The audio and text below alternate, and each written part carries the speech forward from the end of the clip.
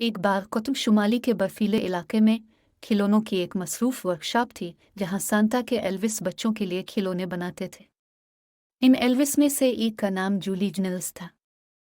एक दिन एक सर्द शाम में जूली जिंगल्स जादुई बोतलों को तरतीब देने में मसरूफ थी जो मुख्तलिफ किस्म के जादू से भरी हुई थी। जब वो एहतियात से उन्हें शेल्फ पर रख रही थी, अचानक वो फिसल गए जिसकी वजह से एक जादुई बोतल टूट गई और वर्कशॉप में जादू फैल गया। और अचानक शेल्फ पर खिलौने हंसने लगे और जिंदा होने लगे।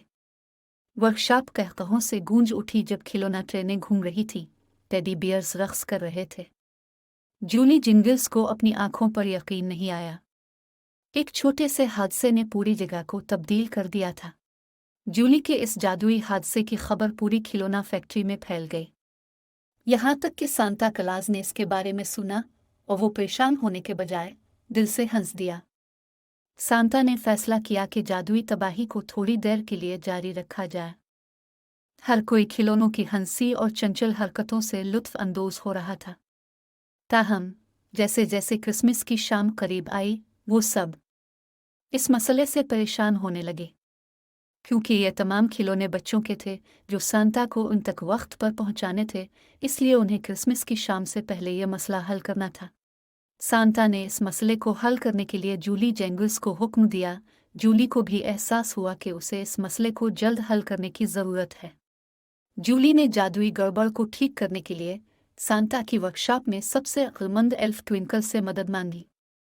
ट्विंकल अपने स्मार्ट हल के लिए मशहूर थी। ट्विंकल ने इसे गीगल ग्रू के बारे में बताया कि ये वो जगह है जहां आपके मसले का हल है। वो दोनों एक साथ गीगल ग्रू जाने के लिए निकल पड़े।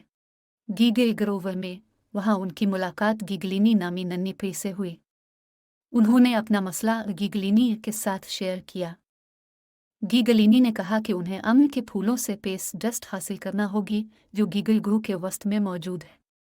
जब वो ये जादुई धूल चंचल खिलौनों पर छिड़केंगे तो खिलौने अपनी असली हालत में वापस आ जाएंगे। लिहाजा जूली और ट्विंकल अम्ल की धूल हासिल करने के लिए गीगल ग्रू के वस्त में गए। आखिरकार क्रिसमस के मौके पर जूली जिंगल्स और ट्विंकल के पास वो खास पेस्ट डस्ट थी जिसकी उन्हें ज़रूरत थी। उन्होंने शरारती खिलौनों पर जादुई धूल छिड़क दी।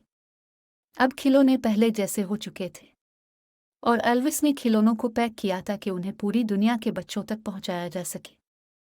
और आखिरकार इस खास क्रिसमस के मौका पर सांता ने दुनिया भर के तमाम बच्चों को खिलौने बहिफाजत पहुंचा दिए।